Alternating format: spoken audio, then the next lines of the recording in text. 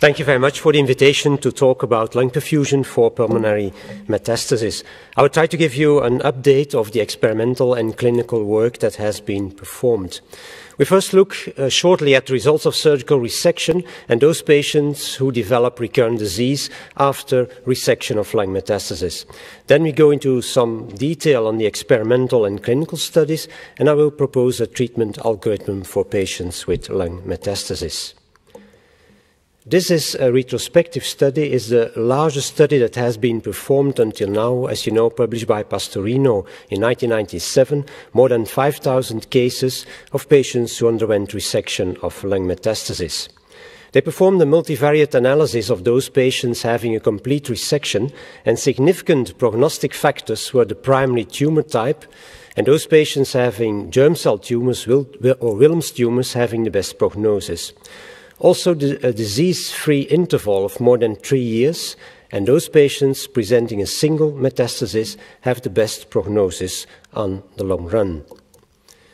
So they could separate, when you look at the survival curves, those patients who have no risk factors, those patients presenting one risk factor, meaning multiple lung metastasis or a short disease-free interval, those patients with 2 risk factors, and those with unresectable disease.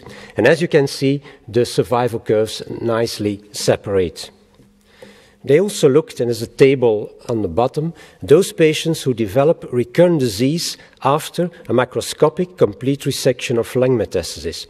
And as you can notice, those patients with epithelial tumors and sarcoma tumors will mostly have recurrent disease, single or multiple, inside the chest.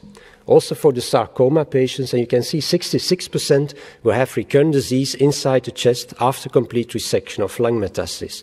In contrast to melanoma patients who will mostly develop extrathoracic metastatic disease. This from our own series showing exactly the same figures. So tumor targeting is important when discussing lung metastasis. We know there will be a high incidence of local recurrences. And the low response rate to systemic chemotherapy is due to the heterogeneity of the tumor.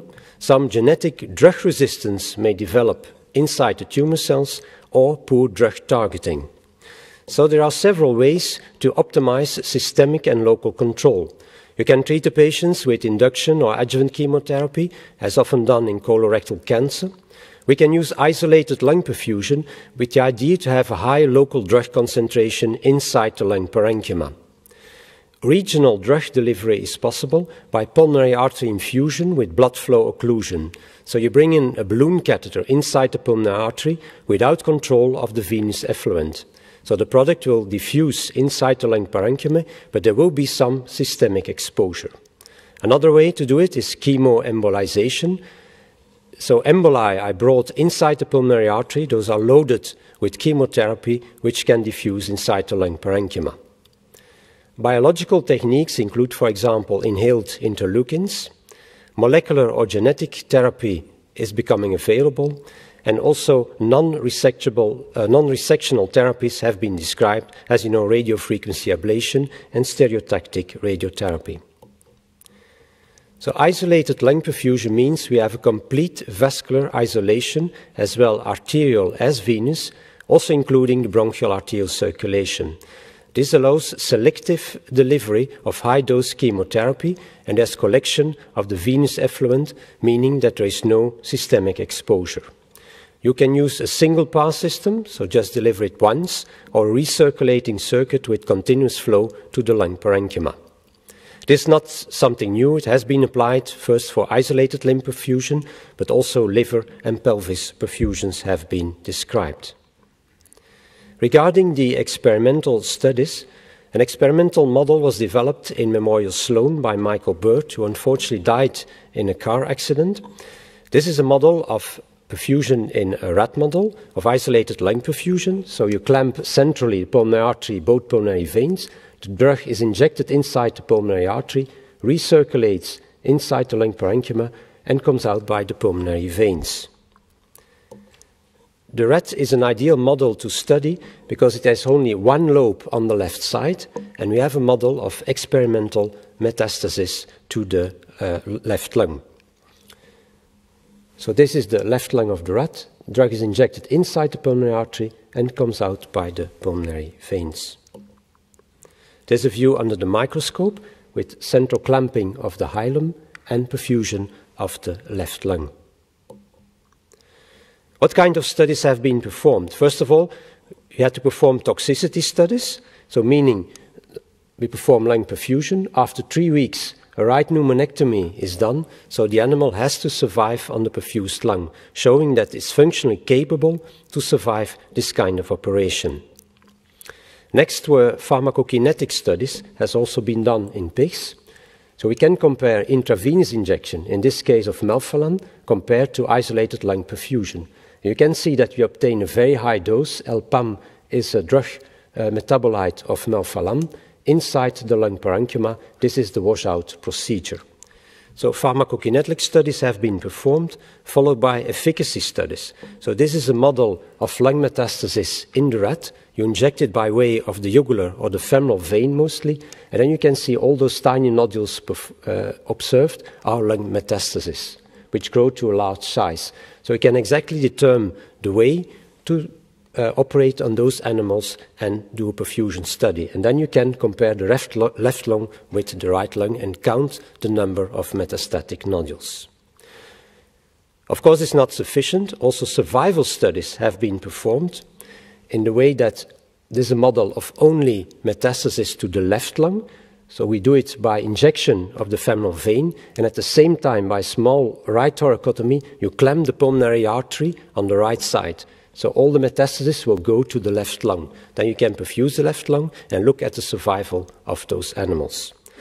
I will not go into detail of all the animal studies that have been performed in several laboratories in Europe and the United States. But regarding sarcoma metastasis, doxorubicin or adriamycin was found a very effective drug. For carcinoma metastasis, melphalan, cisplatin, gemcitabine and fluorouracil were very effective drugs.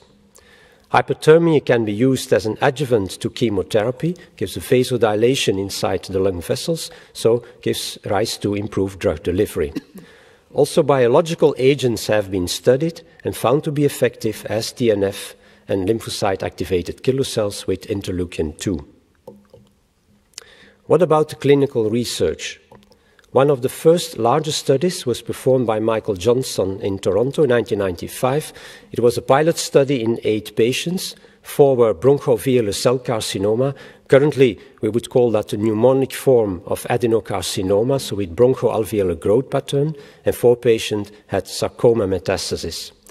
Single left lung perfusion was performed in 3, and total lung perfusion, so bilateral perfusion of both lungs at the same time in 5 patients, meaning you need a double extracorporeal circuit. 2 major complications occurred. No objective responses were noted, but it was shown that we could obtain an excellent separation between the systemic and the pulmonary arterial circulation, and was found to be a safe technique. But those patients had inoperable lung metastasis, and lung perfusion can only be performed once. Harvey Paas, at that time working in the National Cancer Institute, published a phase 1 trial of 15 patients with lung metastasis who underwent 16 lung perfusions. Single lung perfusion was done with TNF, tumor necrosis factor, interferon, and moderate hyperthermia. There were no deaths, excellent separation, 3 partial responses, which were short-term. Michael Bird published a phase 1 dose-escalating trial in 8 patients with sarcoma lung metastasis. Isolated lung perfusion was done with doxorubicin. The maximum tolerated dose was found to be 40 milligrams per square meter. The perfusion was well tolerated. There was no systemic toxicity and no partial complete responses. But again, those patients presented with inoperable lung metastasis. We performed a phase 1 clinical trial with melphalan-sensitive malignancies who had lung perfusion. Isolated lung perfusion was chosen as kind of adjuvant therapy to decrease the number of recurrent diseases after resection of the lung metastasis. So we only included those patients who were operable, who had a thoracotomy anyway, and we added the lung perfusion as kind of adjuvant therapy. The study was performed in the Antonius Hospital in Nieuwegein, the Netherlands, and our center. It was approved by both ethical committees. and all patients gave informed consent. The primary objective was dose-limiting toxicity and the maximum tolerated dose in lung perfusion. Secondly, we looked at the melphalan concentration in the serum to detect any leakage, pulmonary toxicity, and the safety profile of melphalan for further studies.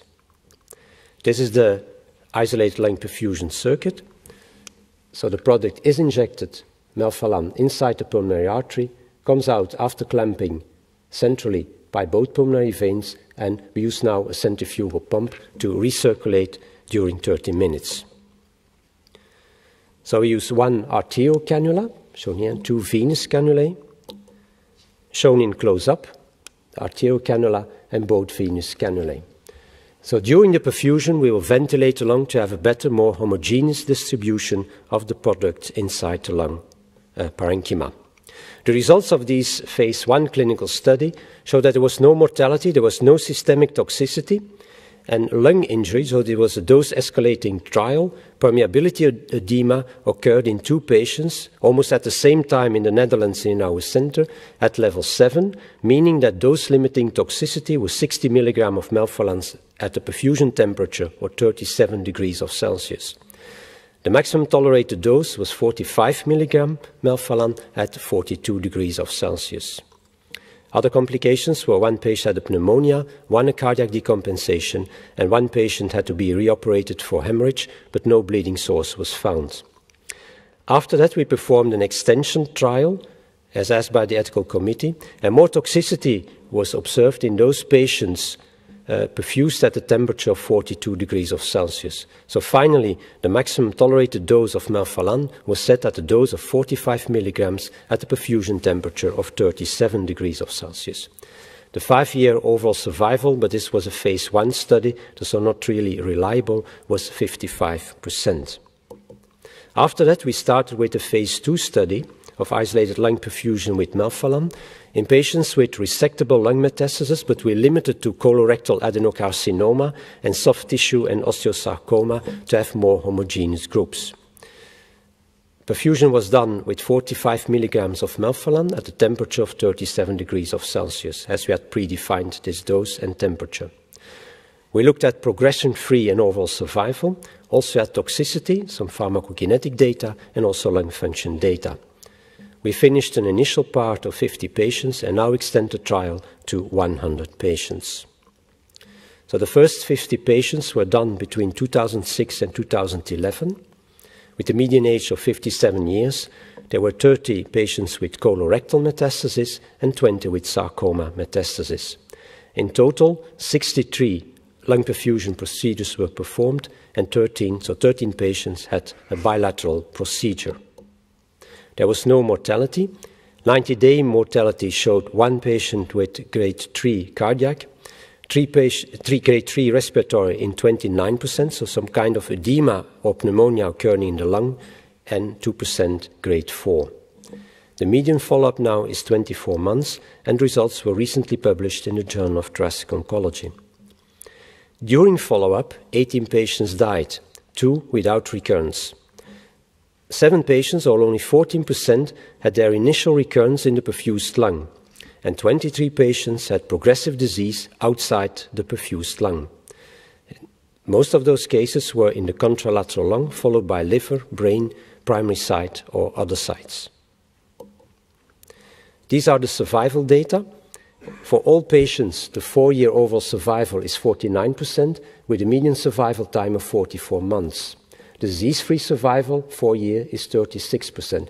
And as you can expect, there is a difference between those patients with colorectal cancer, 4-year overall survival rate of 62%, median survival time not reached, in contrast to sarcoma patients who have a 4-year overall survival of 31%, with a median survival time of 30 months. We also looked at, we think it was important in this study to look at the time to local progression. How many patients had local progressive disease in the perfused lung?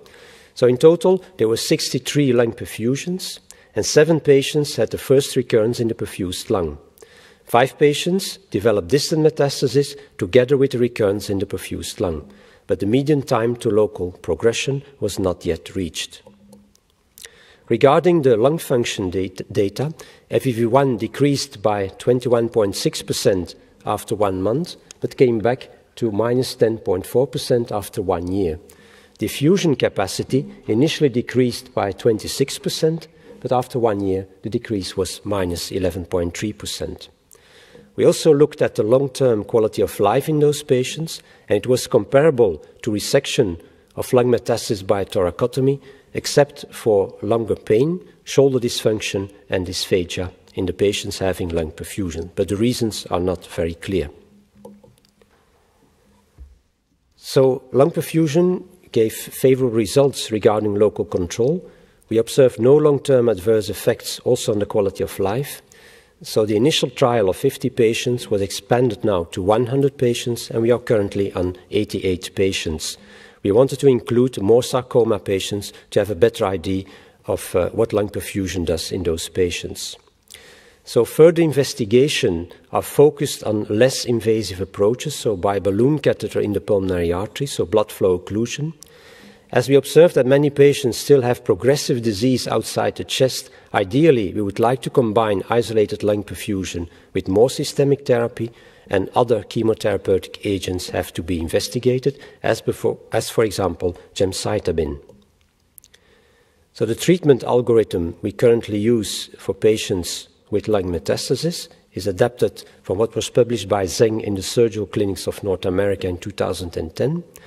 We have patients who present with lung metastasis, who have a low operative risk, who can tolerate the operation, patients who have a high operative risk, or patients developing recurrent lung metastasis after prior resection. When the patient only has 1 or at the most 2 metastases which are peripherally located, we go for a VATS approach. When there are 2 metastases, we do an open intervention, as there's an increased risk of finding more metastases even when you have done a spiral CT or PET-CT before the operation. And in those patients, we consider lung perfusion.